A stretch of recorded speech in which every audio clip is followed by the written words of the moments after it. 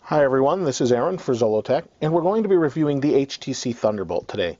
The HTC Thunderbolt is Verizon's latest and top Droid smartphone in that it is a 4G LTE device.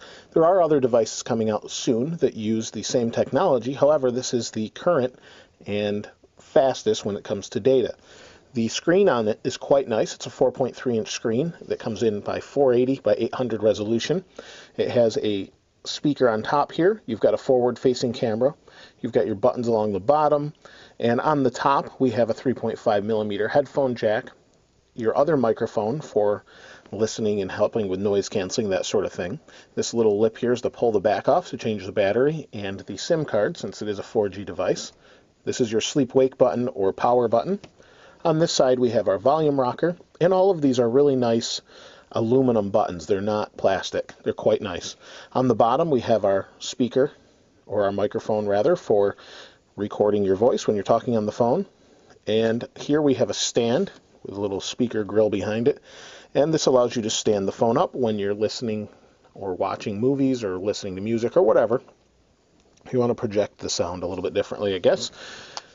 On the back, we have an 8-megapixel camera with dual LED flash. Let's go ahead and pull the back off, and we can show you the battery. Just a plastic back, but nice. We have a 1400 milliamp hour battery that's in the back here, and the battery provides a decent amount of time as far as talk goes. It provides 6.5 hours and 330 hours standby time. However, depending on which network, 3G or 4G, you may not get a full day's use out of it. Down here is where your SIM card goes. Let's see if we can pull the SIM card out. It's got a little tray there. It pops in and slides down in.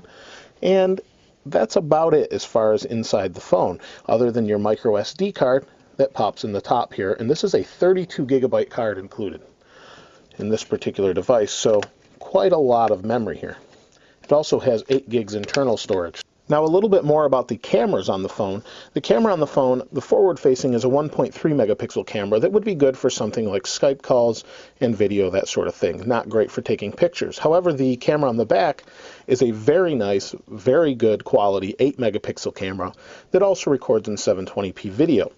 It does a great job, and if you want to see that, I have a couple comparison videos I did between this and some other phones that are definitely worth checking out, as this camera is really quite good.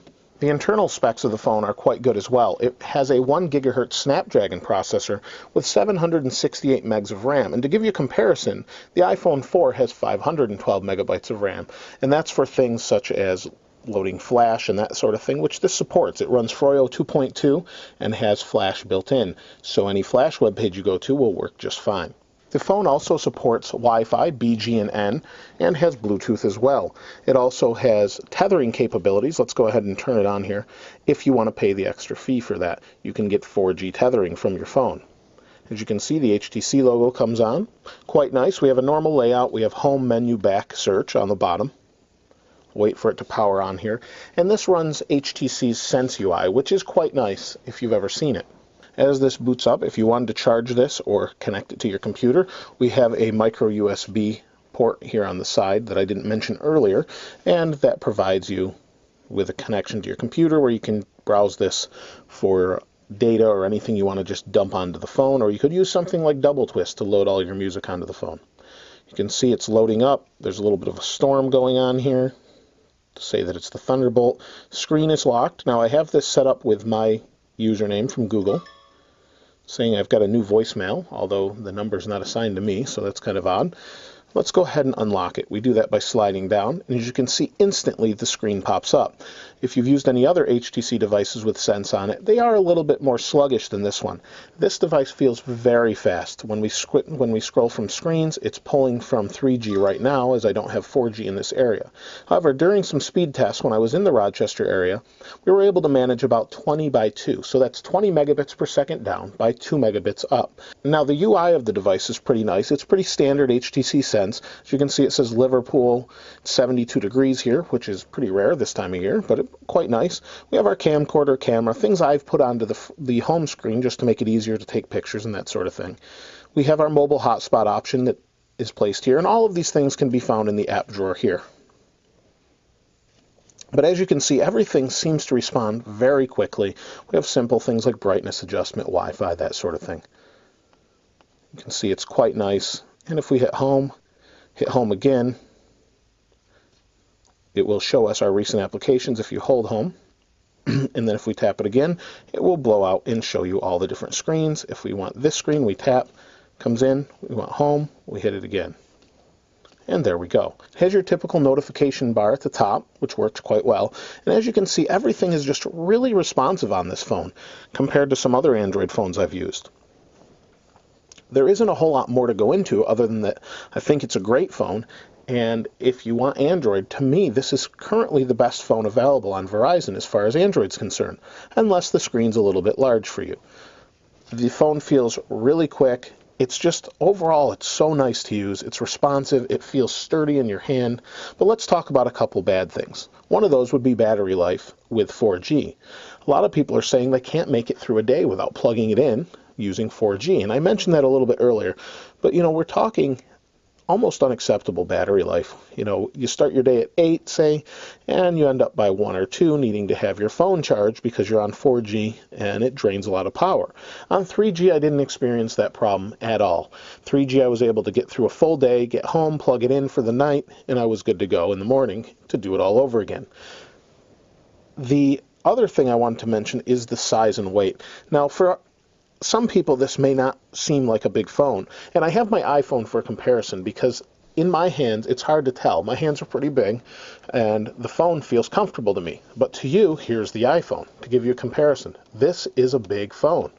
When we put the iPhone on top of it, you can see it overlaps quite a bit on the top and side.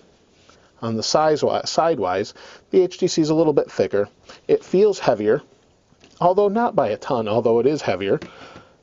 However, you may like that and want a more substantial phone. I think it's pretty sturdy. Overall, I don't think you're going to have a problem with that, but it may be a concern for some of you. But overall, I think it's a great phone. When someone asks me my current recommendation on Verizon for a device that has Android on it, I always tell them the Thunderbolt lately. If they want an iPhone, obviously I say iPhone, but if you want Android, I would go with the Thunderbolt. It's just a great phone. Like I said, it's hefty, it's built well, it has 4G if you have it. If you have tethering, that's even better. You can tether to your Zoom or iPad or whatever you want to do, or laptop, and you'll get 4G speeds. It's like having a modem at home, a cable modem. It's that fast. My wife actually used it on the road and said, it feels as though I'm at home when I'm using it, the Wi-Fi hotspot, when we were in an area that had 4G. She just was very impressed with how quick it was on a laptop tethered to it. It's that good. So definitely, if you have 4G in your area, it's almost no competition unless you are set in on iPhone and need to have that iPhone experience. If you want something that tethers and is super fast on data, wow, this is just really, 4G speed is really impressive. So we can't wait to see more 4G devices, such as the Droid Charge and other things coming out. But overall, like I said, this is a really nice phone. So if you have any questions, though, that I haven't answered that you have about this phone, please feel free to ask in the comments below. This is Aaron. Thanks for watching. I'll see you next time.